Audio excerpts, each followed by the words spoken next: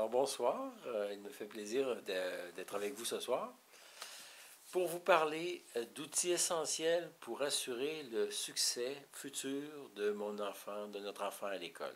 Alors donc, le petit enfant là, de naissant à l'âge scolaire, comment est-ce que je peux faire pour le préparer, pour lui donner déjà des habiletés qui vont faire que sa réussite scolaire va être facilitée, grandement facilitée. Et puis aussi, bien, ces outils-là peuvent servir même aussi aux enfants qui vont déjà à l'école, qui sont déjà en milieu scolaire. Mais disons qu'on va se concentrer aujourd'hui sur l'enfant de niveau préscolaire. Alors, donc, écoutez, d'abord, on sous-estime beaucoup le potentiel qu'on a comme humain. Ce qu'on appelle un enfant ordinaire, c'est absolument époustouflant. Prenez n'importe quel enfant, là, puis parlez-lui 5 langues, 10 langues à tous les jours, là, puis à 5 ans, il va parler toutes ces langues-là parfaitement, sans accent. C'est absolument extraordinaire. Je pense à un exemple de Hans Selye, le fameux savant qui a mis de l'avant l'idée du stress et le mot stress. Là. Lui parlait 4 langues couramment. Mais c'est parce que ses grands-parents parlaient ces 4 langues-là, puis il les voyait souvent. Alors, il parlait 4 langues couramment. Donc, un enfant tout à fait ordinaire va parler plusieurs langues comme ça. C'est fabuleusement incroyable. Donc, en fait, on a beaucoup de potentiel, mais on ne le sait pas trop. Les parents ne le savent pas trop. Et puis, ben, on limite la stimulation qu'on donne à nos enfants. Alors, donc, ça, c'est un point. Alors, on a des petits génies, finalement. Une personne ordinaire, on ne s'en rend pas compte, c'est vraiment génial. Vous savez, on a 100 milliards de neurones, des cellules nerveuses, là, qui sont comme des fils électriques dans le cerveau. On en a 100 milliards, 100 fois 1000 millions. Là, hein. Puis chaque cellule a 50 000 connexions sur les autres cellules autour. Ça fait qu'on dit 50 000 fois 100 milliards de connexions. Puis ces connexions-là là, établissent à peu près 300 contacts par seconde. Ça fait que là, on dit 300 fois 50 000 fois 100 milliards. Puis ça donne le rythme de fonctionnement à la seconde de notre cerveau. Donc, on va parler de centaines de millions de milliards d'opérations à la seconde. Alors, quand je vois mon ordinateur qui fait 5 milliards d'opérations à la seconde, je suis vraiment impressionné. Mais quand je pense que moi, j'en fais des centaines de millions de milliards à la seconde, bien, je suis vraiment très impressionné. Alors, donc, c'est un premier point sur lequel je veux attirer votre attention, cette idée du potentiel de l'enfant. Et puis, de comprendre que ce potentiel va être d'autant plus actualisé qu'on va stimuler l'enfant. C'est-à-dire que si je montre à un enfant 10 langues, à 5 ans, il va les savoir. Mais si je ne lui parle pas, à 5 ans, il ne saura pas parler. Alors donc, en fait, la qualité de la stimulation, la quantité de stimulation qu'on donne à l'enfant, c'est ça qui va faire, si vous voulez, la force de son intelligence ou la puissance de son intelligence. Je ne me souviens plus quel savant disait donnez-moi un enfant et j'en ferai un génie. Alors, je pense que c'est très pertinent comme point de vue. Je pense la même chose.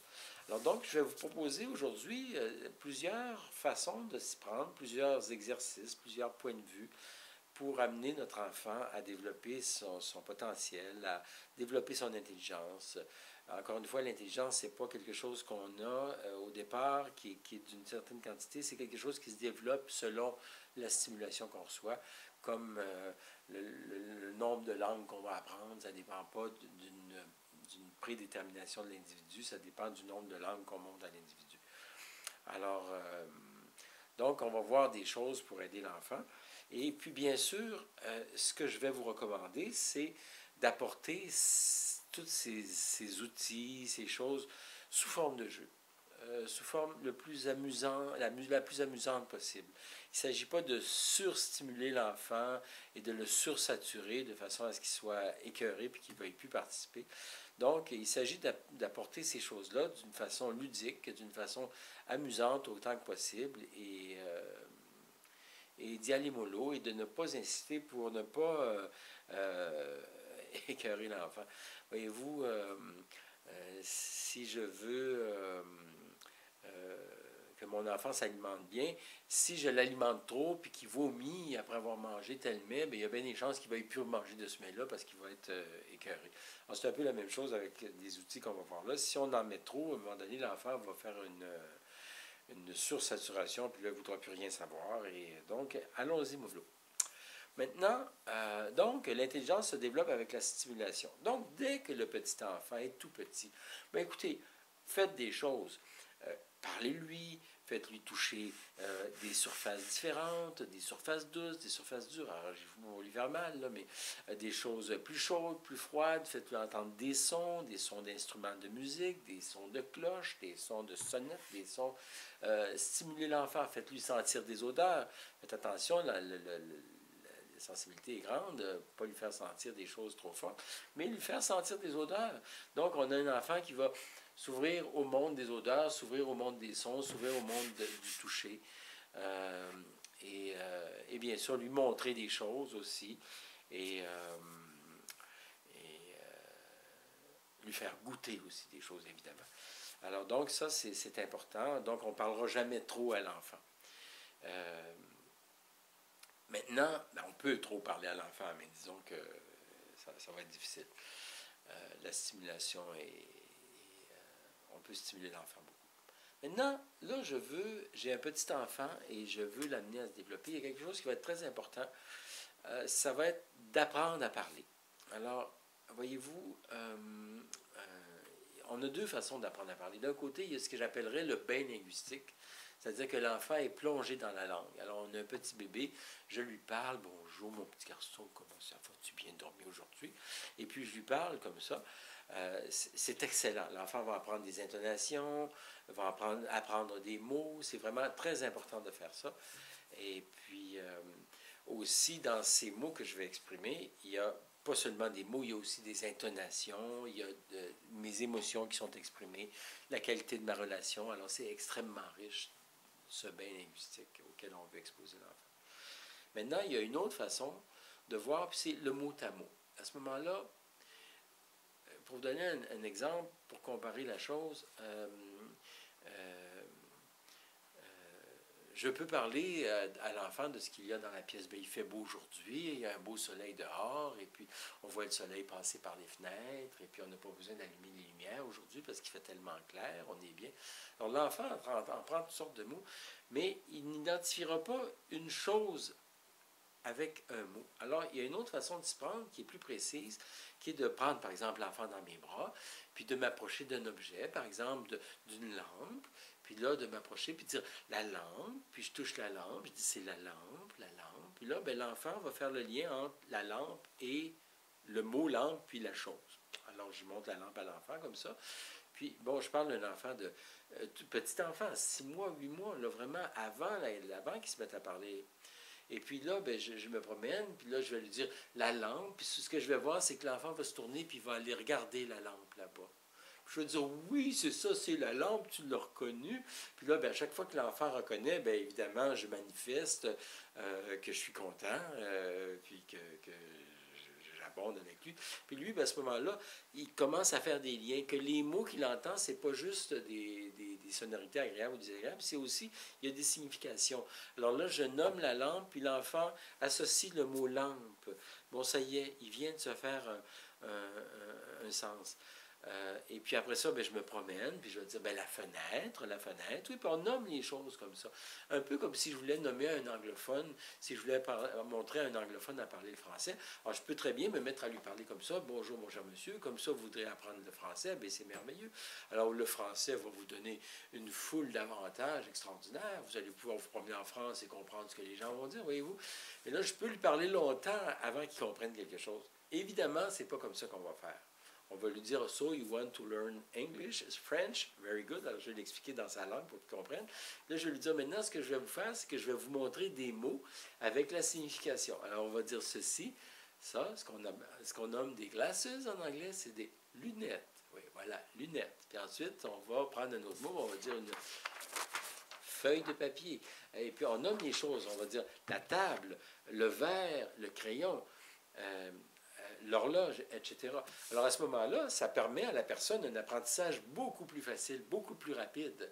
Et puis, donc, il va être capable de nommer des choses. Et puis ensuite, il va peut-être dire euh, euh, pencil on table, please. Bon, ben, on va déjà être capable de comprendre. Mais si je lui parle, comme on disait dans l'idée du bain linguistique, ben, ça va être beaucoup plus long avant qu'il fasse l'acquisition. Donc, si je veux stimuler mon enfant à développer son langage, qui est très important, sa langue, bien, ça va être un bon système de fonctionner comme ça, au mot à mot, puis d'enrichir le langage, le vocabulaire.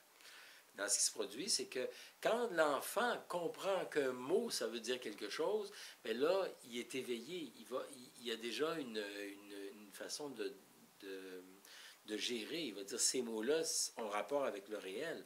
Alors, ça, c'est extrêmement utile pour amener l'enfant à se développer, à augmenter son vocabulaire et à développer son intelligence, à faire des liens et à être très stimulé.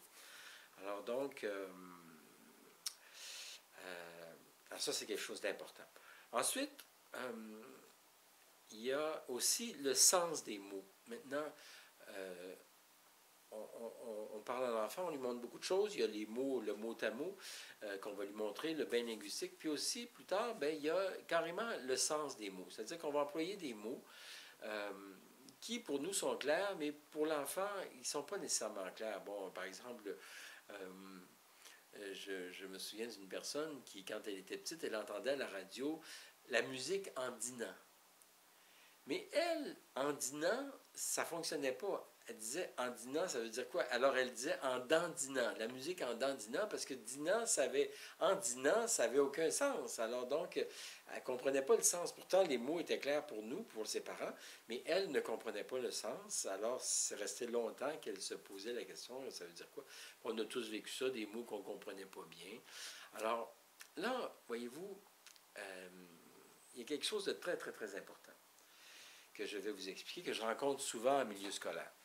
Alors, je vais dans les classes et puis je vais expliquer quelque chose. Je vais dire, par exemple, je vais vous montrer quelque chose puis vous poser des questions. Alors, j'écris une phrase au tableau que je n'écrirai pas ici. La phrase, par exemple, ça va être la bise s'engouffrait dans le bosquet.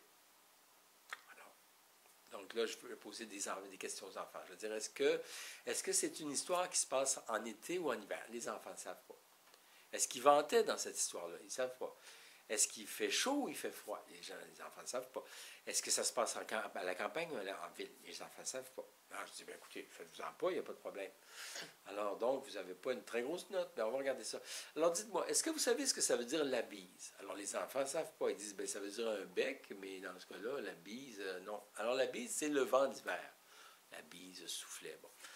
La bise, la cigale ayant chanté tout l'été se trouva fort dépourvue quand la bise fut venue. La bise, c'est le vent d'hiver. Tu sais. Alors, la bise s'engouffrait. S'engouffrait, les enfants ne savent pas ce que ça veut dire. Un gouffre, c'est un gros trou. Puis comme je dis aux enfants, quand on tombe dans le gros trou, est-ce qu'on tombe vite ou lentement? On tombe vite. Tu sais. Alors, quelqu'un qui s'engouffre dans la cuisine, ça veut dire qu'il rentre à toute vitesse dans la cuisine. Il s'engouffre dans l'auto, bien, il rentre à toute vitesse dans l'auto. Alors, la bise s'engouffrait dans le bosquet. Le bosquet, ils ne savent pas non plus. Le bosquet, c'est un petit bois. Ah! Mais là, ils disent, ah! Ça veut dire le vent rentrait à toute vitesse dans le petit bois. Oui. Ah ben là, ça devient très clair. Alors maintenant, on pose des questions. Est-ce que ça se passe l'hiver ou l'été? L'hiver, bien sûr. Est-ce qu'il fait froid? Bien sûr. Est-ce qu'il vente? Oui. Est-ce que ça se passe à la campagne ou en ville? À la campagne. Alors, d'abord, ils ont 0%, puis ensuite, ils ont 100%. Puis là, je demande aux enfants, comment ça se fait que vous avez 0 d'un bord puis 100 d'autre bord? Bien, c'est parce qu'ils disent, on ne comprenait pas le sens des mots. Mais oui, c'est ça. Donc, est-ce que c'est parce que vous n'étiez pas intelligent tantôt puis que vous êtes intelligent maintenant? Mais non, les enfants ne disent pas ça. C'est juste pas qu'on n'était pas intelligent, c'est juste qu'on ne savait pas le sens du mot. Alors, c'est très, très vrai. Et puis ensuite, il y a beaucoup on constate qu'il y a beaucoup, beaucoup d'échecs des enfants qui sont produits précisément à cause de ça, parce que les enfants ne savent pas le sens des mots. Ils ne savent pas. Alors, je travaille avec les jeunes qui ont des difficultés scolaires, là, difficultés de lecture, par exemple. Alors, l'enfant lit un texte, et puis, comment on fonctionne? Bon, j'en ai une petite dont je me souviens. euh, elle m'apporte son livre de géographie, puis elle dit ça, j'ai de la difficulté. Alors, sur son livre de géographie, on voit une photo de la Terre, donc l'écorce, le manteau, la partie liquide, et puis le noyau central. Alors, puis c'est écrit la structure interne de la Terre. Alors là, elle ne comprend pas. Elle dit ça, je ne comprends pas. Fait que je regarde ça, je me dis, pour moi, c'est les mots qu'elle ne comprend pas. Alors je dis, dis-moi donc, sais-tu ce que ça veut dire la structure? Non. Ah bon, c'est pas sûr. La structure interne, sais-tu ce que ça veut dire? Non plus. La Terre, au moins, savait ce que ça voulait dire. Alors j'ai dit, ben écoute, c'est correct, là, il y a des mots qu'on ne sait pas. Moi, sais-tu dire bonjour en russe? Non, moi non plus. Est-ce que ça veut dire qu'on est imbécile, stupide? Ben non, c'est juste qu'on n'a pas appris le russe. Comme les Russes ne sauront pas dire bonjour en français, mais c'est pas parce qu'ils sont niaiseux, comme on dit au Québec. Hein. C'est juste qu'on ne l'a pas appris. Alors, si tu n'as pas appris ce mot structure, c'est pas parce que tu n'es pas intelligente, c'est parce que personne ne te l'a montré. On va voir maintenant ce que ça veut dire. Alors, la structure, ça veut dire comment c'est fait à l'intérieur. Par exemple, la structure du corps humain, bien, on a les os, les muscles, puis c'est comment c'est fait. La structure de la maison, bien, on a les poutres. Alors, c'est comment c'est fait. Ah bon. Puis interne, bien, ça veut dire à l'intérieur, interne, puis à l'extérieur, c'est externe. Tu sais. Ah, c'est avec la petite fille, elle dit, ah, mais ça veut dire comment la Terre est faite à l'intérieur. Ah, ben c'est niaiseux. Ben, tu as raison, c'est niaiseux. C'est niaiseux quand on comprend le sens du mot. Alors toi, ma petite, ma chère grande fille, merveilleuse, tu vois, il s'agit que quand tu rencontres un mot que tu ne connais pas, que tu vois que tu ne le connais pas, puis qu'à ce moment-là, tu le demandes, au lieu de juste avoir l'impression que tu le sais, tu sais. Alors, une histoire que je raconte aux enfants, c'est une petite fable, là, que je leur raconte qu'à un moment donné, j'ai eu un petit garçon en consultation, et puis lui, quand il rentrait à l'école, il était myope, mais les parents ne le savaient pas, les professeurs ne le savaient pas. Alors, il y avait de la misère. Quand il y avait des choses au tableau, là, il ne comprenait pas, il n'était pas capable de lire, alors il y avait toujours des mauvaises réponses, puis ses amis avaient des bonnes réponses. Mais lui, il disait, ben eux autres ont des bonnes réponses, moi j'ai des mauvaises réponses, parce que ça veut dire que moi je suis pas intelligent, puis eux sont intelligents. Parce qu'il pensait que ses amis voyaient comme lui, tu sais. Puis là, ça continuait. Il y avait des mauvaises notes, puis à un moment donné, son professeur s'est rendu compte que quand il faisait les exercices dans le cahier, il y avait des bonnes notes, puis quand c'était au tableau, il ne comprenait pas, il y avait des mauvaises notes. Fait que là, le prof s'est dit peut-être qu'il est myope, puis effectivement, il était myope. Ça fait que là, ils sont allés chez l'optométriste, ils ont fait faire des lunettes, puis là, l'enfant voyait bien. C'était merveilleux. Alors, il s'attendait à ce que les notes aillent mieux. Mais les notes n'ont pas vraiment beaucoup monté. Curieux. Bien là, ils se sont demandé ça. Ils ne savaient plus. Ils sont venus me voir au bureau. Puis là, bien, ensemble, on a vu une autre sorte de myopie. Ce qui se passait, c'était que l'enfant avait un texte, là, puis là, il y avait des mots qui étaient comme opaques, qui étaient comme embrouillés, si vous voulez. Alors, donc, par exemple, si on prend l'exemple de la bise s'engouffrait dans le bosquet, ben là, il disait des mots, mais quand il arrivait à bise, c'est comme si le mot était brouillé. Le mot était brouillé, alors il ne comprenait pas. Mais lui, il pensait que il comprenait, parce qu'il lisait le mot, la bise. Ben oui, regarde, lui aussi, il a lu la bise, puis lui, il a des bonnes réponses. Moi, je n'ai pas des bonnes réponses. Mais là, tranquillement, en travaillant avec lui, là, je lui expliquais le sens du mot. Ça fait que là, il disait ah! Alors, c'est comme comprendre le sens du mot, c'était comme mettre sa paire de lunettes. Tu sais? Parce qu'avant, il disait, il ne comprenait pas, mais là, il essayait de comprendre puis d'inventer un mot, selon le contexte. Mais c'est une bonne idée, mais ce dont on se rend compte, c'est que quand on invente un mot selon le contexte, on peut inventer 50 significations, puis là-dessus, si on trouve la bonne, il y en a juste une qui va être bonne. C'est beaucoup plus facile de tomber à côté du sens que de tomber dessus. Alors, donc là, à partir de là, il a compris quelque chose, c'est que quand il rencontrait un mot qu'il ne connaissait pas, il mettait ses lunettes, puis mettre les lunettes, ça voulait dire demander le sens. Puis, alors je vais dire aux parents, montrez le maximum de sens aux enfants. Achetez-vous des dictionnaires, fouillez-les. Demandez pas aux enfants d'aller fouiller dans le dictionnaire, surtout au début. Parce que quand on fouille dans le dictionnaire, dans la définition, il y a 10 mots qu'on ne comprend pas. Alors, il faut aller plus loin, puis là, dans l'autre définition du mot qu'on ne comprend pas, il y en a 10. Tu sais, ça fait que si on demande à l'enfant de se débrouiller, c'est une tâche monumentale. Alors moi, je veux dire, c'est très, très, très important de montrer à l'enfant à fouiller dans le dictionnaire, à se débrouiller, à trouver ses mots, oui, oui, oui. Mais plus il aura de sens de mots qu'il connaît, puis plus le fait de chercher dans le dictionnaire va être utile. Donc, moi, je dis que au Québec, puis je ne parlerai pas d'ailleurs, mais c'est probablement vrai ailleurs aussi à bien des endroits, une des grosses choses importantes à faire, ce serait de l'enrichissement du langage, de façon à ce que l'enfant puisse comprendre. Vous savez, la bise fut venue, là, la bise s'engouffrait. Il m'arrive des fois dans les classes là, de faire cet exercice-là, puis de trouver un enfant qui a 100%. Alors, comment ça se fait que cet enfant-là, c'est parce qu'il connaît le sens des mots. Alors, donc, il y a beaucoup, beaucoup d'échecs des enfants, de grosses difficultés qui sont dues à ce simple fait que les enfants ne savent pas le sens des mots, puis ne voient pas qu'ils ne savent pas le sens des mots. Eux autres, ils ont l'impression qu'ils comprennent bien, mais quand on s'explique, ils disent « ben je comprends que je n'avais pas la bonne réponse, je ne savais même pas ce que ça voulait dire ». Alors, dans le texte, il y a plusieurs mots qu'ils ne savent pas, puis dans les questions même, il y a des mots qu'ils ne savent pas, tu sais. Comme j'avais à un moment donné, un petit garçon, c'était écrit dans l'exercice ci contre. Mais ci contre, il ne savait pas ce que ça voulait dire, tu sais. Alors, c'était difficile pour lui de se replacer, là. Alors donc, moi, je pense qu'une chose très, très, très, mais vraiment très, très, très, très importante, c'est le langage, le sens des mots. Comment veux-tu te débrouiller? Je vais à mon cours, si je ne sais pas, je vais à mon cours d'anglais, premier cours, le crayon, le professeur me dit, prenez votre pencil. Pencil. La peine et des cils. Ça va être difficile pour moi de prendre le mot. Mais oui, bien, le crayon, bien sûr, je ne sais pas ce que ça veut dire. Alors, si c'est un mot français que je ne connais pas, ça va être la même chose. Donc, très, très, très, très important, majeur, montrer des mots aux enfants, avoir des dictionnaires, et puis faire des mots leurs amis. Contrairement à ce que tellement d'enfants ont vécu, puis moi-même, les mots étaient comme des ennemis. Fouiller dans le dictionnaire, c'était comme non, arrière, Satan. Les mots, c'était comme non. Puis au secondaire, j'avais un copain à l'école qui avait vraiment des bonnes notes. Et puis lui, il a dit le sens des mots. Et puis lui, il faisait ça, il cherchait le sens des mots. Il avait été averti là-dessus. Alors, il lisait un texte, il comprenait ce qui était écrit. Alors, c'était simple, mais l'autre qui lit, qui ne comprend pas, là, c'est très compliqué. Alors, donc, l'enrichissement des mots, demander, sais-tu ce que ça veut dire, chercher dans le dictionnaire, montrer à l'enfant qu'on cherche, montrer à l'enfant qu'on n'est pas stupide quand on ne sait pas un mot, euh, euh, puis dire à l'enfant, pas, je vais me coucher moins niaiseux ce soir. Bon, pour les gens qui ne sont pas du Québec, je vais me coucher moins stupide ce soir. Je me souviens en troisième année que j'avais demandé un mot à un professeur, et puis le professeur ne le savait pas, donc il était allé chercher dans le dictionnaire, puis il m'avait dit, bon, ben je vais me coucher moins niaiseuse ce soir. Alors moi, je m'étais dit, donc, quand on ne sait pas quelque chose, ça veut dire qu'on est imbécile, ça veut dire qu'on est niaiseux. Alors quand je ne savais pas, ensuite, j'étais gêné de demander parce que ça voulait dire que j'étais niaiseux. Mais dans le fond, quand je sais un mot, je suis pas, quand je ne sais pas un mot, je ne suis pas plus idiot, je suis juste moins renseigné.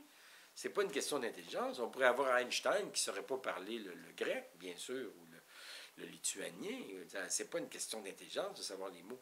Alors, bien expliquer à l'enfant que de ne pas savoir quelque chose, c'est vraiment jamais une question de manque d'intelligence. Ne pas confondre être stupide et ignorer. Parce que c'est de la confusion qu'on fait. Les gens disent « je ne sais pas, donc je suis stupide ».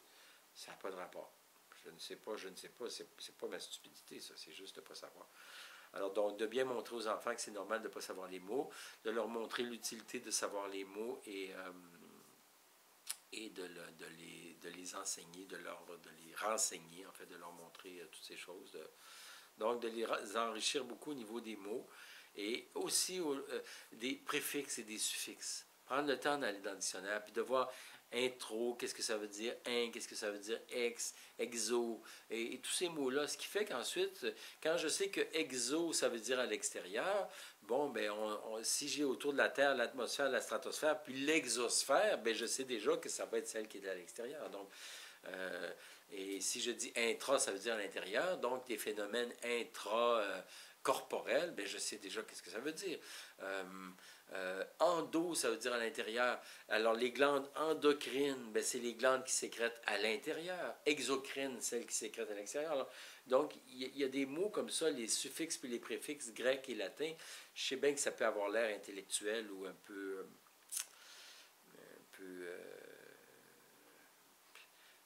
intellectuel, mais c'est des choses qu'on emploie tous les jours et qui sont vraiment, vraiment utiles. Et puis, ça fait qu'un enfant va avoir beaucoup, beaucoup, beaucoup plus de facilité. Parce que quand il entend le professeur dire le mot inexorablement, ben lui, il sait ce que ça veut dire. Mais l'autre, c'est inexorablement. Tu sais, qu'est-ce que c'est ça? C'est un animal? C'est quoi ça? Alors, subrepticement, l'enfant sait ce que ça veut dire. Donc, il va comprendre le langage qu'on lui dit. Puis là, ben, il comprend. C'est très, très clair. Il va répondre. Mais l'autre qui ne sait pas ce que ça veut dire, implicitement, subrepticement, inexorablement, puis tardivement, mais là, c'est comme... Alors, lui, il va avoir des mauvaises notes, puis peut-être qu'il va se convaincre qu'il est imbécile, alors que ça n'a pas de rapport. Donc, plus l'enfant est outillé en termes de vocabulaire, plus il va s'épanouir facilement et rapidement. Alors, donc, c'est très important. Puis nous autres, comme adultes aussi, bien sûr, c'est de savoir reconnaître quand on ne comprend pas, puis d'aller chercher le dictionnaire, puis de montrer cet exemple-là à l'enfant, et puis de présenter l'acquisition des mots vraiment comme un enrichissement, et donc porter l'attention à ça. Donc ça va être très important. Ensuite, lire des livres à l'enfant. Oui, que les livres soient ses amis. On a des livres à la maison, on lui lit des choses et on présente l'apprentissage comme quelque chose de constructif. Je me souviens d'un parent que j'ai vu à un moment donné qui disait à son enfant de 2 ans, profite-en quand tu n'es pas à l'école, parce que tu vas voir que ça ne sera pas drôle tantôt, tu sais, quand tu vas aller à l'école. Tu comprends? Alors, le parent disait ça à son enfant, mais je me disais, mais pauvre enfant, déjà on est en train de lui décrire l'école comme quelque chose de souffrant et de difficile, de pénible, qu'il a à redouter. C'est sûr que cet enfant-là va arriver avec le pied sur le frein. Il vaut mieux présenter l'école comme un endroit où il va apprendre à lire, il va pouvoir lire des histoires lui-même, il va pouvoir compter, regarder la carte routière, écrire des histoires, faire des dessins. Alors donc, présenter l'apprentissage comme quelque chose d'enrichissant et pas comme quelque chose de difficile et de pénible et d'inutile. Donc, en fait, on peut apprendre, et vous savez, ceux qui apprennent retirent beaucoup de plaisir à apprendre. Donc, montrer ça sous un jour très, très positif, l'apprentissage à l'école. Lire des livres et donner l'exemple, et puis vraiment être très, très constructif face à la lecture.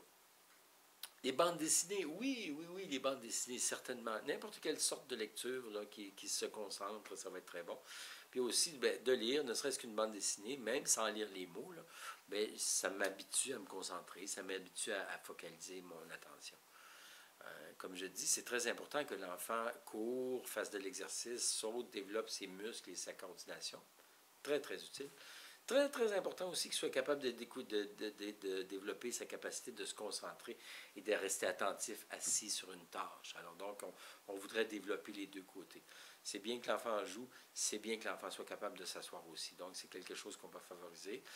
Des activités tranquilles où on se concentre sur des sujets. Ça peut être dessiner, ça peut être lire, ça peut être faire du bricolage. Mais habituer l'enfant à être capable de s'asseoir et de concentrer sa tâche sur des choses précise où il est concentré. Donc, ensuite, l'enfant pose des questions. Bon, alors, des fois, c'est sûr que on peut en avoir assez parce qu'à un moment donné, il y a l'air des pourquoi, là, pourquoi ceci, pourquoi cela, pourquoi ceci, pourquoi cela, pourquoi. Écoute, ça suffit les pourquoi, là, garde. Arrête, je t'en prie, là, tu m'étourdis. Alors, je comprends qu'on soit étourdi, mais à ce moment-là, on communique à l'enfant l'idée que ces questions, c'est mauvais de poser des questions. Alors que moi, je pense que c'est extrêmement bon que l'enfant pose des questions. C'est un signe d'intelligence. Il vaut mieux pas décourager ça. Maintenant, c'est certain que des fois, je peux être surchargé, moi aussi, de questions, et je peux ne pas avoir le goût de répondre à ces questions. Alors, à ce moment-là, il vaut mieux répondre à l'enfant quelque chose comme ceci. Écoute, tu me poses beaucoup de questions. Je trouve que c'est merveilleux que tu me poses des questions. Je trouve ça merveilleux que tu cherches des réponses. C'est un signe d'intelligence et j'approuve beaucoup, beaucoup, beaucoup, beaucoup, beaucoup, beaucoup, beaucoup que tu poses des questions. Maintenant, tout de suite, là, je ne suis pas trop disponible, puis j'aimerais mieux que tu arrêtes de m'en poser un petit peu. Pourquoi? Bonne question. C'est c'est parce que je suis fatigué un petit peu, ou bien j'ai mal à la tête, ou bien j'ai des préoccupations, mais là, pour l'instant, je ne suis pas disponible. Mais je ne veux pas te dire que c'est une mauvaise idée. C'est une très bonne idée. Puis, je suis heureux que tu poses des questions, mais comme je te dis, pour l'instant, c'est pas trop une bonne idée. Alors, voyez-vous, en faisant ça, donc, j'amène l'enfant à conserver l'idée que poser des questions, c'est une bonne idée. Et puis aussi, je lui véhicule de lui-même une idée constructive. C'est-à-dire que si je lui disais, écoute, là, tu es fatigant avec tes questions, bien là, je lui véhicule l'idée qu'il est un tannant, là, il est un emmerdant, il est fatigant. Alors donc, voyez-vous, j'attaque son moi, ce qui ne sera pas très payant. Parce qu'il va dire, oh, c'est vrai, je suis fatigant, mais là, je suis mal faite, je prends des mauvaises décisions, je m'arrange mal dans la vie. Donc, comment pourrais-je avoir confiance en un être qui prend d'aussi mauvaises décisions? Ça va l'amener à remettre en question sa personne, puis à perdre confiance en lui, à se dévaloriser, puis probablement à se culpabiliser de poser des questions. Toutes sortes de choses qui sont vraiment mauvaises. Donc, on peut faire, on va en reparler dans 5 minutes, là, faire ce que j'appelle une demande de changement de comportement avec normalisation. On va s'en reparler, mais en 2 secondes, c'est de commencer par présenter son action comme normale avant de demander un changement de comportement. Comme par exemple, dire, écoute, c'est bien que tu me poses des questions, puis c'est correct de chercher des réponses, puis toi, tu es très actif dans ton processus. Alors, donc, tu vois, je trouve que c'est très correct. Donc, je présente l'enfant comme normal, positivement. Maintenant, je comprends. Maintenant, moment de réflexion respectueuse. Tu vois, pour l'instant, je suis un petit peu fatigué, puis j'aimerais mieux que tu me laisses réfléchir un petit peu. Alors, donc, voyez-vous, je demande un changement de comportement, mais sans attaquer l'enfant. Parce que si je lui disais arrête, en sous-texte, il y a tu fais pas la bonne chose, t'es comme pas correct. Alors, ce que je vous dis là, ça peut avoir l'air un peu tiré par les cheveux, mais dans le fond, plus vous allez y penser, plus vous allez voir que c'est très, très réaliste, ce phénomène d'attaque indirecte du moi en m'opposant directement au comportement de l'enfant, sans normalisation. Donc, favoriser les questions. Maintenant, face aux questions, il y a plusieurs façons de répondre aussi. C'est-à-dire que je peux répondre ou bien je peux retourner les questions. Voici l'enfant qui me demande comment ça fonctionne. Monsieur, une question qui est arrivée avec Étienne, devant une machine à boisson gazeuse. Il dit, comment ça fonctionne? Comment, quand on met les sous, ça arrive que la boisson gazeuse tombe. Alors, au lieu de répondre à l'enfant, puis de lui apprendre à être un attendeur de réponse, bien, j'ai retourné la question à ce moment-là. J'ai dit, ben, ouais, comment tu penses que ça pourrait marcher? Ben là, il s'est mis à réfléchir, puis il a dit, ben, peut-être que la pièce de monnaie tombe, puis là, elle fait monter un levier, puis là, la bouteille passe, puis tombe. Alors, j'ai dit, ben, c'est pas mal ça. C'est vraiment quelque chose comme ça, effectivement. La pièce tombe, il y a des mécanismes, puis ça ouvre un truc, puis là, la bouteille passe. Alors là, Étienne était tout content parce qu'il avait trouvé une réponse. Donc, puis il s'était habitué aussi, imperceptiblement, non seulement à poser des questions, mais à chercher des réponses. Parce que si je pose des questions, puis qu'on me donne des réponses, ben on m'apprend à être un demandeur. Donc, c'est quoi ça? Ben, j'attends la réponse. C'est quoi ça? J'attends la réponse. Mais si on me retourne la question, je vais dire c'est quoi ça? Ouais, c'est quoi ça? Puis là, je vais me poser la question à moi-même. Donc, ça va faire que l'enfant va devenir plus actif au niveau de la pose de questions, puis la recherche de réponses. Il va devenir plus autonome en termes de chercher des réponses. Donc, ça, c'est une bonne façon, puis c'est beaucoup moins fatigant de retourner la réponse. Alors, on peut poser des questions. Pas poser des questions, donner des exemples. Je me souviens d'un parent qui me disait, l'enfant qui lui demande à quelle heure papa va arriver. À quelle heure papa va arriver? À 5 heures. Puis 5 minutes après, il arrive à quelle heure papa? À 5 heures. Puis là, papa, il arrive à quelle heure? Ben, à un moment donné, c'est comme arrête, tu sais. Mais là, comme je disais à la mère, d'abord, je la normalise, là. Je vais vous comprendre à un moment donné d'en avoir soupé, là, parce qu'il revient toujours avec les mêmes questions. Je vous comprends d'être embêté puis d'être un peu irrité. Maintenant, il y a peut-être des façons de vous y prendre autrement. Ce serait de retourner la question à l'enfant. Alors, à quelle heure papa va arriver? Ouais, sais-tu à quelle heure il va arriver? Bien, souvent, l'enfant va dire, il va arriver à 5 heures. Bon, c'est très bien. Alors, donc, voyez-vous, pour moi, c'est plus amusant que de répéter la question. Ça fait que de répondre à la question, toujours à la même question. Alors, je lui retourne, puis à un moment donné, lui-même va se répondre. Alors, je n'ai pas besoin de répondre aux questions, je peux retourner des questions et que l'enfant apprenne à répondre à lui-même à ça. Donc, faire développer le sens critique de l'enfant, l'amener à réfléchir. Ça va être très important. D'amener l'enfant à se poser des questions. Ça ressemble un petit peu à ce qu'on vient de dire, là, se poser des questions au sujet des questions, mais que lui-même se questionne et puis qu'on l'amène peut-être à avoir un meilleur sens critique, c'est-à-dire à pouvoir questionner ses positions, questionner les façons de faire. Alors, qu'est-ce que tu en penses, toi? Est-ce que tous les petits garçons mangent à 7 heures? Oui. Qu'est-ce que tu en penses, toi? Oui. Ah oui, tu penses que tous les petits garçons mangent à 7 heures? Ben, mettons à 5 heures. Oui, c'est vrai. Mais qu'est-ce qui t'amène à dire ça? Ben, nous autres, on mange à 5 heures. C'est vrai qu'on mange à 5 heures. Je vais normaliser la réponse. Je vais dire, ben, c'est vrai que je comprends que nous, on mange à 5 heures. C'est que probablement que les gens mangent à 5 heures autour. Je comprends que tu penses ça. C'est assez logique. Maintenant, est-ce que ça se pourrait que des enfants ne mangent pas à 5 heures? Ben, je sais pas. Ah, peut-être que si maman est retardée au travail, puis qu'il vient chercher son enfant plus tard à la garderie, peut-être qu'ils vont manger à 5h30. Peut-être, peut-être. Ah oui.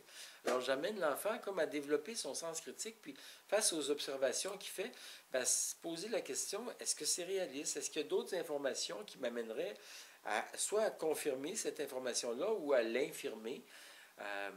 C'est-à-dire à démontrer qu'elle est fausse. Donc, cette capacité de se questionner à propos de la réalité est très importante.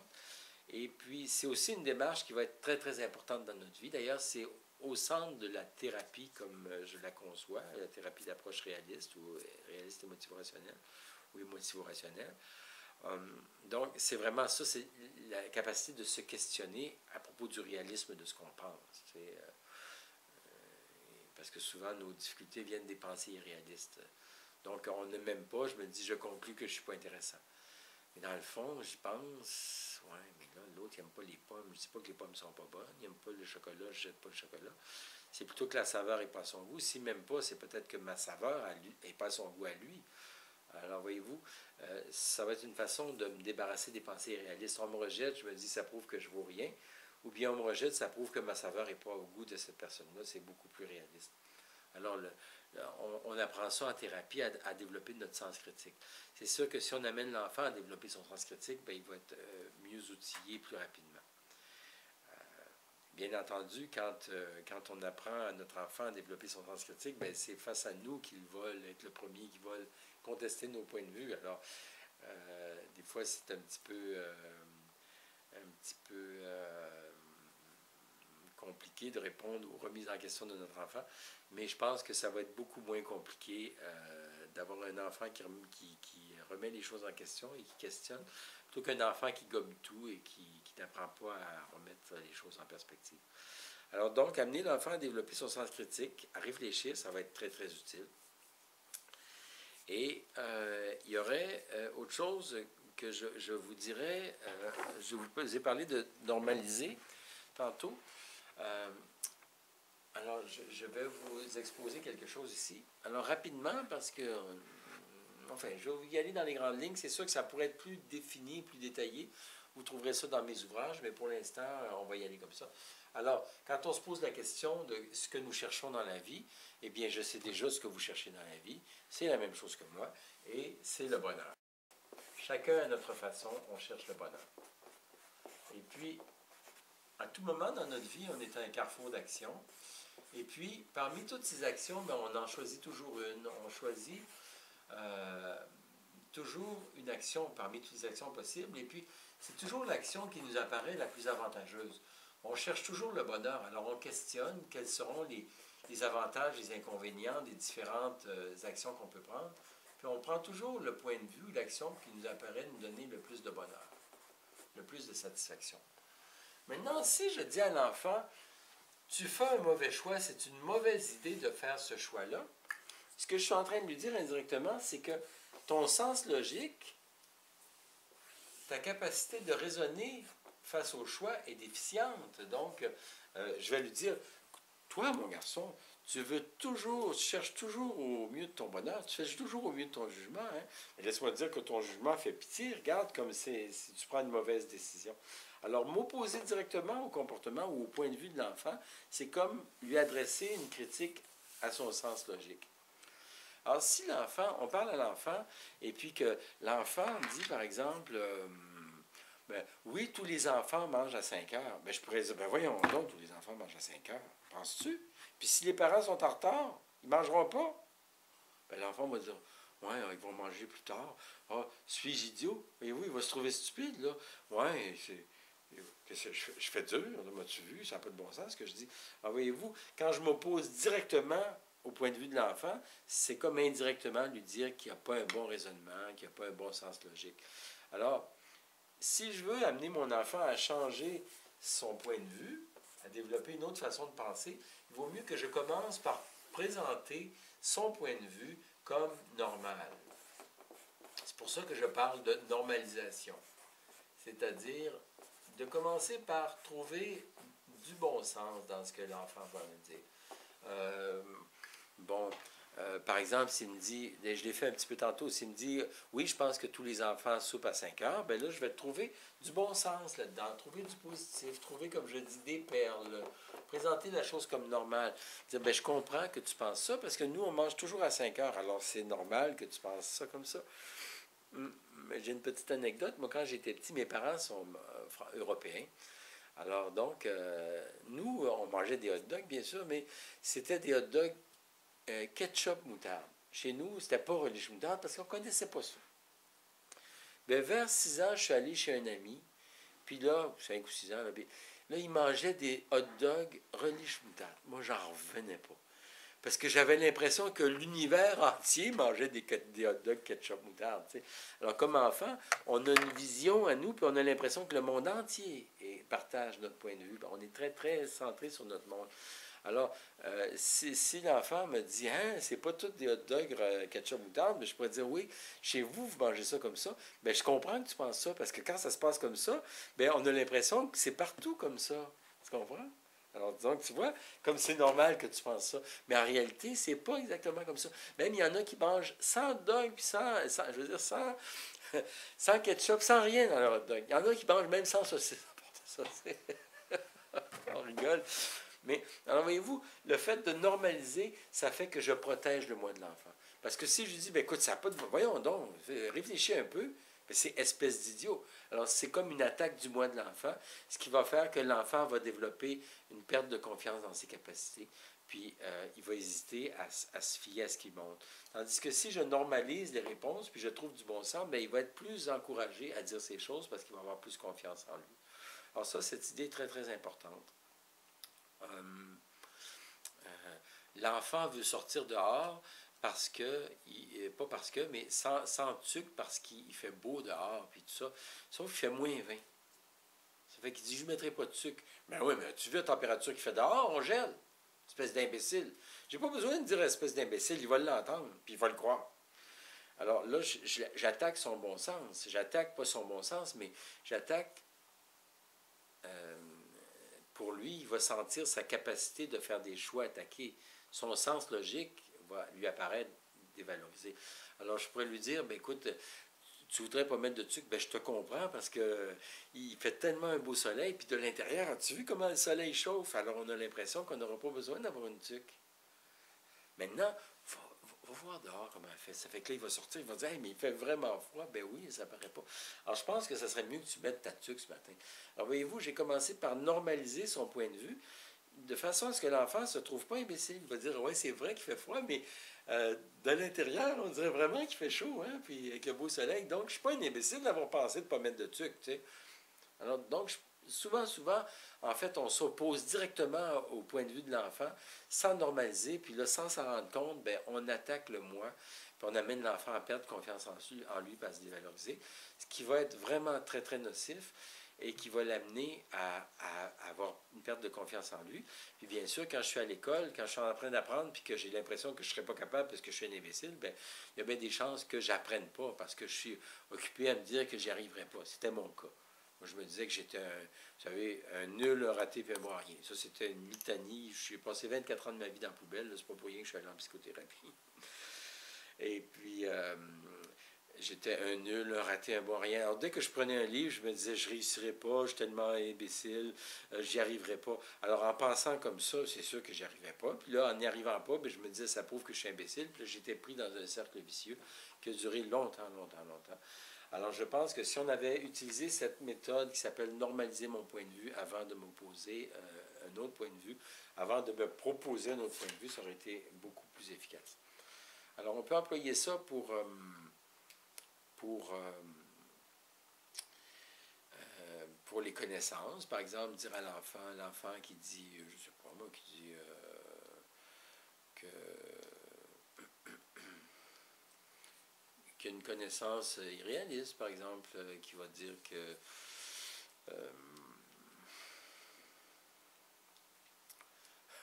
je pense à quelque chose que j'ai vu à un moment donné dans une classe. Je demandais aux enfants, combien vous pensez que les adultes gagnent dans la vie? Puis il y avait une petite fille parmi les autres qui avait levé la main, puis elle avait dit 27 de l'heure. Ah oui, 27 dollars. Elle dit oui, mon père gagne 27 de l'heure, puis ma mère aussi gagne 27 de l'heure. Alors pour elle, là, les adultes, ça gagnait 27 de l'heure. Alors je pourrais lui dire, ben voyons donc, écoute, là, voyons donc, tu sais. Est-ce que tu penses que tout le monde va être payé de la même façon? Puis là, je pourrais faire en sorte qu'elle se sente vraiment stupide, puis qu'elle dise, non, je suis bien niaiseuse d'avoir pensé ça. Ou bien, je peux normaliser son point de vue. Ce que j'ai fait à ce moment-là, j'ai dit, ben écoute, c'est sûr que les deux gagnent 27 dollars. Ça fait qu'on a l'impression que tout le monde gagne 27 dollars. Je comprends que tu penses ça. C'est normal, c'est logique, ce que tu penses là. Donc, tu vois, comme tu es une enfant intelligente. Là, j'ai mon moment de réflexion respectueuse, mais en réalité, c'est pas vraiment comme ça. À vrai dire, les salaires varient d'un métier à l'autre, etc. Mais je comprends que tu penses ça. Alors, l'enfant dit, ah oui, ça varie. Ah oui, mais c'est normal que je pense ça. Alors, l'enfant ne se sent pas imbécile, donc elle peut continuer à bien fonctionner. Alors, c'est très, très important, donc, au niveau des apprentissages. Puis un autre niveau aussi où c'est très important, c'est juste au niveau de tous les jours, au niveau du comportement. C'est-à-dire que l'enfant est bien agité à table. Je pourrais dire, écoute, calme-toi, s'il te plaît. En sous-texte, mon imbécile, tu sais. Je l'attaque. Je dis, voyons, calme-toi. Insupportable, cet enfant-là, tu sais. Alors, je lui véhicule, j'y reflète de lui une image négative qu'il va probablement acheter. Si j'emploie la méthode de demande de changement de comportement avec normalisation, ça va être d'abord de normaliser son comportement avant de lui demander un changement de comportement. Comme par exemple, lui dire, tu es vraiment en forme ce soir, fou, tu débordes d'énergie et tout ça. C'est vraiment le fun de te voir en pleine forme. Mais pourrais-tu rester un petit peu plus tranquille là, au souper? Alors, je commence par normaliser. Les enfants parlent fort, parlent fort, parlent fort. Je pourrais dire, écoutez, parlez moins fort, s'il vous plaît, là. On n'est pas sourd. Espèce d'imbécile. Pas besoin de dire espèce d'imbécile, ils vont tous l'entendre. Tu sais. Mais je pourrais dire, écoutez, juste un instant. Vous savez, quand on est dans le feu de l'action, là, on parle fort, puis c'est très, très correct, puis on est animé, c'est merveilleux, mais on pourrait-tu parler un petit peu moins fort? Et vous? Donc, je protège leur moi. Je protège leur moi. Ça fait que là, ben, on a des enfants qui ne se sentiront pas attaqués, qui n'auront pas un complexe de dévalorisation, qui vont être beaucoup plus confortables et qui seront demandés un changement de comportement et qui vont être beaucoup plus collaborateurs en fonctionnant comme ça. Alors, donc, cette demande de changement de comportement est très, très, très, avec normalisation, est très importante pour amener l'enfant à développer une saine vision de lui-même. Alors, ça, c'est très important. Parce que la confiance en soi de la personne de l'enfant est très importante pour sa réussite scolaire. Alors, donc, ça, c'était très important. Soigner son estime de lui-même, son image de lui-même, c'est une idée très, très, très importante. Très importante. Donc, encore, je répète, normaliser l'enfant quand on reprend son comportement. Ça va être une façon de soigner son image de lui-même. Il y en a une autre aussi qui va être importante, c'est de ne pas confondre l'action avec la personne. C'est-à-dire que voici notre personne et nos actions. Alors, il y en a des millions, des milliards, des réussis, des ratés, des réussis, des ratés, réussis, ratés, bien sûr. Et puis, facilement, on va confondre l'action avec la personne. Et puis, ce qui se passe, c'est qu'on fait une tâche, puis on approche, proche la tâche, puis on finit par dire « je suis une tâche ». Donc, si j'ai fait une erreur, eh bien, je suis un pas bon. Si j'ai du succès, je suis bon. Mais à ce moment-là, c'est très malcommode, parce que quand l'enfant réussit, il se valorise. Quand il échoue, il se dévalorise. Alors, il va toujours être en train de se valoriser, de se dévaloriser. C'est très, très, très pénible. Alors, il vaut mieux, quand j'ai quelque chose à dire à l'enfant, de faire attention, de ne pas nommer l'enfant selon son action. C'est-à-dire que, par exemple, si l'enfant fait quelque chose qui m'embête, je pourrais lui dire, mais je te trouve embêtant de faire ça. À ce moment-là, voyez-vous, je te trouve fatigant, il y a une action que j'aime pas, mais là, je véhicule à toute la personne. Je dis, tu es un fatigant. Alors que je serais mieux probablement de dire, ben, écoute, tu es un enfant merveilleux, mais quand tu fais ça, j'aime pas ça. Tu sais, si je vais au long, là, je pourrais dire, ben, écoute, toi, tu es un enfant merveilleux, il y a beaucoup, beaucoup de choses que tu réussis, je t'aime beaucoup, il y a beaucoup de choses dans lesquelles tu es très habile, que j'apprécie. Maintenant, il y a une chose que j'aime pas tellement dans ton comportement, c'est ceci. Par exemple, quand tu as fini de manger, que tu laisses ton assiette sur la table, j'aimerais mieux que tu la ramasses et que tu... ou quand tu as fini de jouer avec tes jeux, j'aimerais mieux que tu les ramasses au lieu de les laisser traîner. Alors, je pourrais dire, t'es donc bien traîneux. Alors, voyez-vous, je prends une action puis je confonds avec toute la personne. Alors, l'enfant, à ce moment-là, va être habitué à se confondre avec son action. Si je lui dis, ben écoute, je vais normaliser, je comprends que ranger les jouets, c'est pas tellement agréable, mais j'aimerais mieux que tu les ranges. Alors, voyez-vous, j'aime pas que tu les laisses traîner. Mais là, je nomme une action, je nomme pas toute la personne. Puis, en le faisant, à même de le faire, j'applique une autre méthode aussi. C'est-à-dire que je peux parler de ce que je n'aime pas ou demander ce que j'aimerais. Voyez-vous, je peux dire, je comprends que c'est pas tellement agréable, mais j'aime pas ça, que tu laisses traîner tes jouets. Ou bien je pourrais dire, je comprends que c'est pas tellement agréable de laisser traîner les jouets, mais j'aimerais que tu les ranges. Alors, c'est deux façons. Alors, je peux avoir route barrée ou détour, s'il vous plaît. D'habitude, c'est plus facile détour. Donc, plutôt demander ce que je veux que me plaindre de ce que je n'aime pas. Et encore une fois, pour soigner l'estime de l'image de soi de l'enfant, d'éviter de confondre son action, d'éviter de dire tu es fatigant, tu es comme ça. Dire plutôt il y a une action que je n'aime pas et pas confondre avec toute la personne. Bon, alors ça c'est un point important que je détaille quand même assez rapidement ici. Il y a un autre point très important que je vous ai mentionné tantôt, c'est l'idée face au rejet et au succès qu'on a dans la vie. Alors, habituellement, comment on va fonctionner, c'est que quand on a un succès, on va dire « je suis intéressant », mais là, on est sur la corde raide, parce que si on a un rejet, bien, on va se dire qu'on est ennuyant. Alors là, on va être soit intéressant, plutôt stressé, ou soit dévalorisé quand on a un rejet. Alors, il vaut mieux constater, plutôt autre chose, c'est que si quelqu'un nous apprécie, c'est que notre saveur est à son goût, et non qu'on devienne une personne que tout le monde va apprécier, qu'on devienne une personne extraordinaire et merveilleuse. Non, on reste un être humain qu'une personne apprécie. Et puis, donc, de ne pas conclure que je suis intéressant parce qu'une personne m'apprécie. Voyez-vous, une lumière est éclairante, elle va éclairer tout le monde. Si j'étais intéressant, j'intéresserais tout le monde. J'aimerais bien ça, mais ça ne marche pas de même. Si j'étais ennuyant, bien, j'éclairerais tout le monde d'ennui. Alors, je suis ni intéressant ni ennuyant.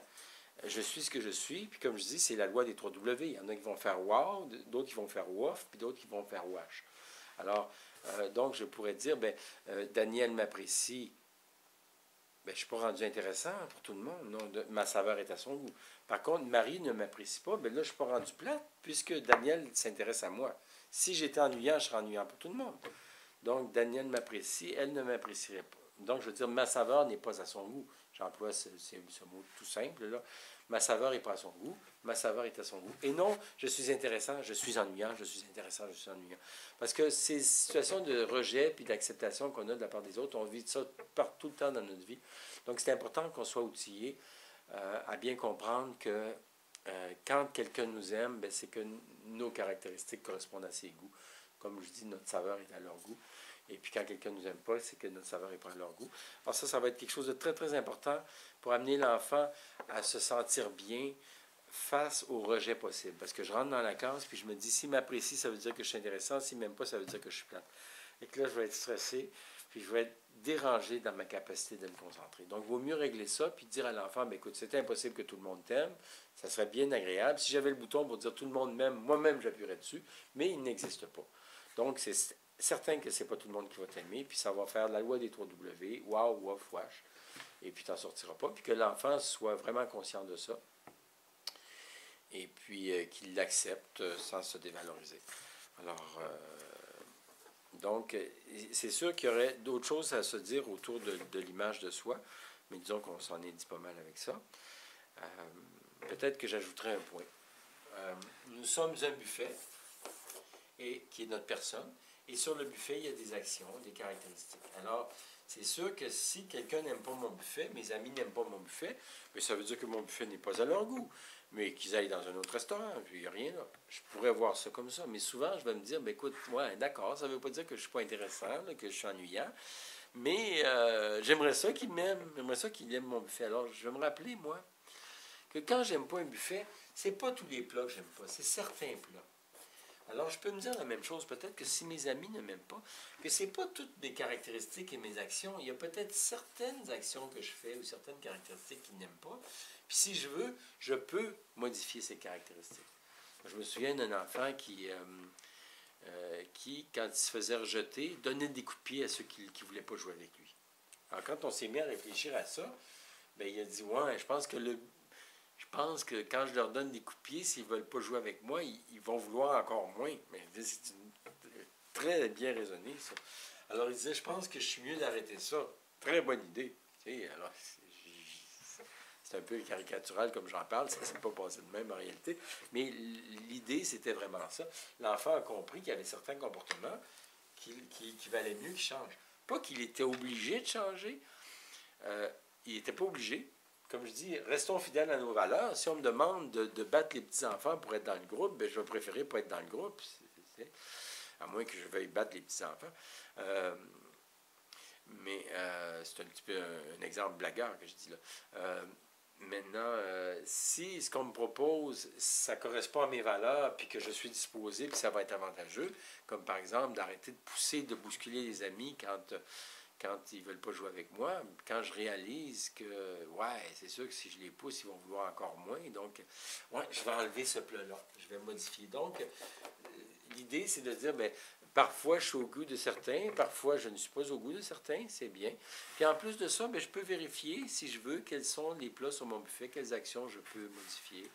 Alors, ça, c'est aussi une façon de travailler sur l'intégration de l'enfant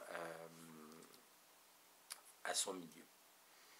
Parce que dans le fond, ça va être un élément important que l'enfant, on va s'occuper de son image de lui-même, puis on va s'occuper de ses émotions dans l'ensemble. Parce que c'est sûr que si l'enfant est perturbé, par exemple, s'il est rejeté socialement, s'il a du stress, s'il y a des sujets de préoccupation importants, il va avoir de la misère à se concentrer. Vous savez, je vais vous parler en 2 secondes de subconscient. On arrive au fond des choses, n'est-ce pas? Alors, donc, je vais vous parler du subconscient. Le subconscient, c'est quelque chose qui existe vraiment, je vous le démontre immédiatement. Alors, c'est tout ce qu'on a dans la tête auquel on ne pense pas actuellement. Donc, il y a de choses auxquelles on ne pense pas. Et puis, c'est comme si on avait une pièce immense dans laquelle il fait noir, puis dans cette pièce immense, on a une lumière qui est notre lampe de poche, qui est notre conscience. Bon, par exemple, présentement, au moment où on se parle, vous ne pensez sûrement pas à l'endroit où vous avez stationné votre auto. Hein, vous ne pensez pas à ça. C'était dans votre tête, mais c'était inconscient. Là, on amène la lumière ici. Puis pendant que vous pensez à votre auto, vous ne pensez pas à votre salle de bain. Vous ne pensez pas à la salle de bain. Là, vous y pensez maintenant. C'était dans votre tête, dans l'inconscient. Puis pendant que vous pensez à la salle de bain, vous ne pensez pas à vos prochaines vacances en France. Vous ne pensez pas à ça. Mais, puis pendant que vous pensez à votre prochaine vacances, bien, là, l'auto est repartie dans le subconscient depuis longtemps. Elle est encore là, mais là, elle est rendue subconsciente. Alors, c'est sûr qu'on a seulement quelques éléments sous notre lumière. S'il fallait qu'on ait tout notre stock, ça serait assez mélangeant. Donc, c'est bien fait. On a certains éléments. Maintenant, ce qui est subconscient a des effets au niveau conscient ici. Je me souviens d'une anecdote. Vers 19 ans, j'avais organisé un voyage de canot-camping. Puis, j'étais très content de ça. Puis, quelques temps après, avant de faire le voyage, à un moment donné, j'avais le sourire accroché aux oreilles. Puis là, je me dis, mais, voyons, pourquoi je suis content, donc? C'était quoi qui allait bien? C'est quoi, donc, là, qui va bien? Puis à un moment donné, je me dis, ah, le voyage, c'est vrai. Mais j'ai été surpris, parce que dans ce cas-là, j'avais une idée qui était vraiment subconsciente, positive dans ce cas-là, qui m'envoyait des émotions au niveau conscient, mais sans que je sache. Il a fallu que je cherche d'où venait cette pensée. C'est-à-dire d'où venait cette émotion. Ma pensée était subconsciente. C'est vrai pour les pensées positives, mais c'est vrai pour les pensées négatives aussi. Alors, si j'ai des sujets de préoccupation, si j'ai des problèmes, bien, ces problèmes-là vont venir me déranger. C'est comme si j'avais des soucis et puis qui vont m'empêcher de me concentrer. Un peu comme si, avant d'aller à votre cours du soir, vous apprenez que vous avez le cancer. Bien, vous ne serez pas capable de vous concentrer parce que ce problème-là va toujours venir vous solliciter. C'est un mécanisme de défense parce que notre cerveau, vous savez, nous avertit. Au niveau physique, si je me blesse, mon corps va m'envoyer de la douleur parce que si je n'ai pas de douleur, je vais mourir infecté. La douleur est autoprotectrice. Psychologiquement, c'est la même chose, c'est-à-dire que si j'ai un problème, ce problème-là va m'avertir, va me déranger pour pas que je l'oublie. Parce que si j'oublie qu'il y a des lions dans la plaine d'à côté, je vais me faire dévorer. Donc, on a un mécanisme de protection qui s'appelle que mon subconscient m'avertit quand j'ai des problèmes. Alors, si je suis en classe, puis que là, je suis mal intégré socialement, que je me fais écœurer, bien, je vais toujours avoir quelqu'un qui me tape sur l'épaule. Puis ensuite, je me dis que je suis imbécile parce que j'ai des mauvaises notes et puis que je ne réussirai jamais. Bien là, j'ai comme des choses qui me dérangent, qui vont faire que mon spot de concentration, au lieu d'être centré sur la matière, va avoir plutôt tendance à être dérangé puis à aller vers ces préoccupations-là. Alors ça va faire une grosse différence dans ma capacité de me concentrer. Donc, c'est sûr que pour que l'enfant réussisse bien, on veut s'occuper de son image de lui-même, mais on veut s'occuper aussi de ses problèmes dans l'ensemble, d'être en contact avec l'enfant, puis faire en sorte qu'il soit bien dans sa peau, qu'il soit bien dans sa vie, que s'il a une difficulté d'intégration sociale, bien, qu'on l'aide à régler cette difficulté-là. Donc, on assiste l'enfant dans son développement. Alors ça va être très important. Et bon, alors on avance dans notre sujet. Alors il y a quelques autres choses que je veux vous montrer aussi. Une chose très importante ici, ça va être d'amener l'enfant à développer sa concentration. Alors, vous savez, on a 3 oreilles. On en a 2 à l'extérieur, mais on a une 3e en dedans. Et puis, des fois, on écoute plus la 3e oreille, puis ça a des effets importants. Alors, c'est certain que en classe, l'endroit où je vais diriger mon spot de concentration est très important.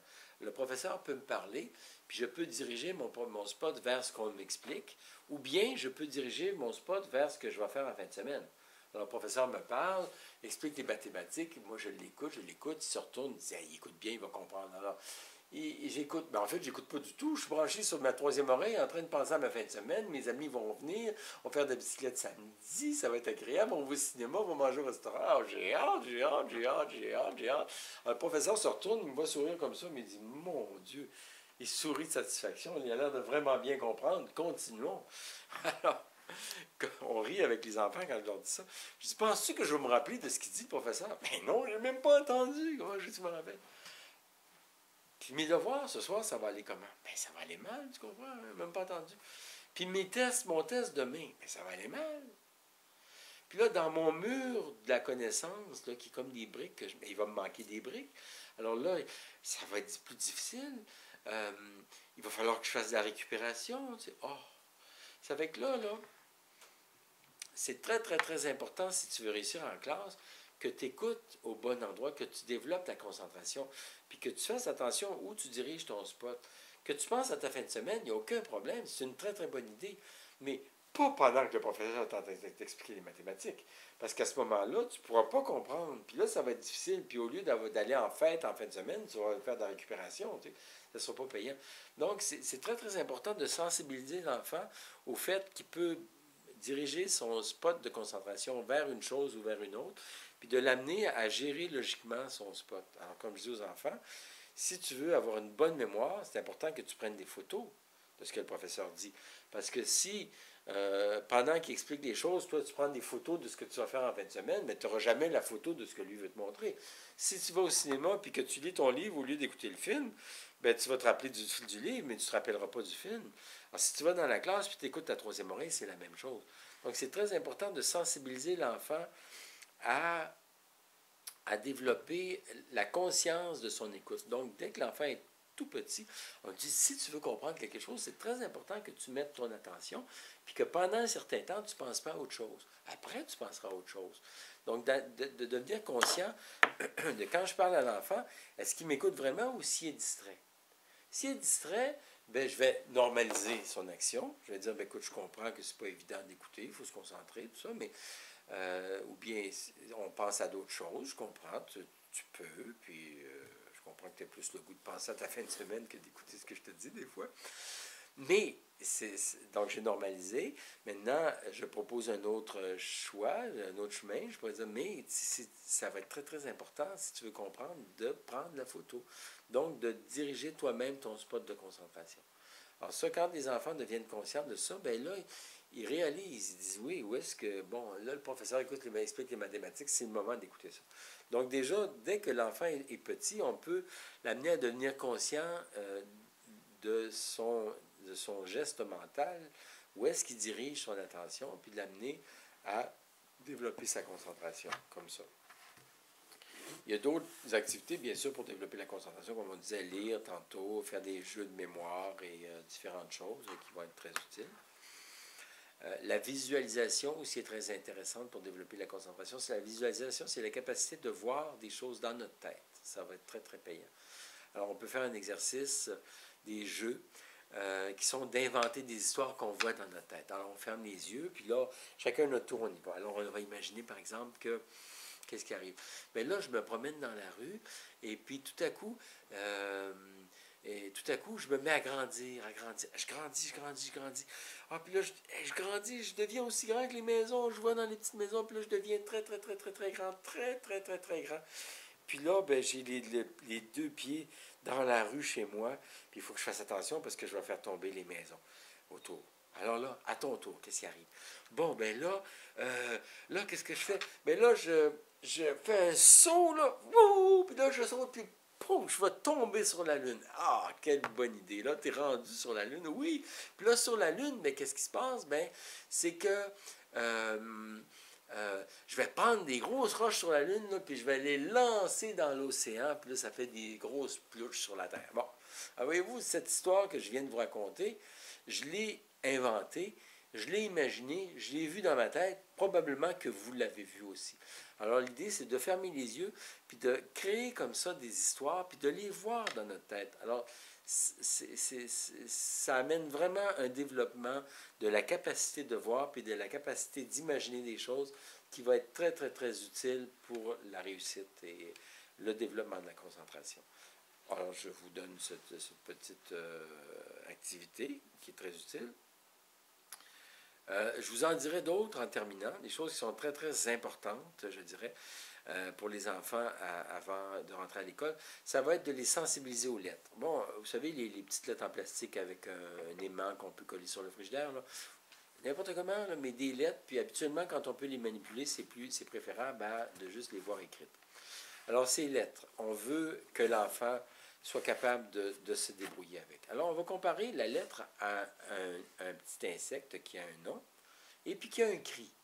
Alors, le nom de l'insecte, ça va être B, puis son cri, ça va être B, B, B, B. Pas B, ça va être B, B, B, B.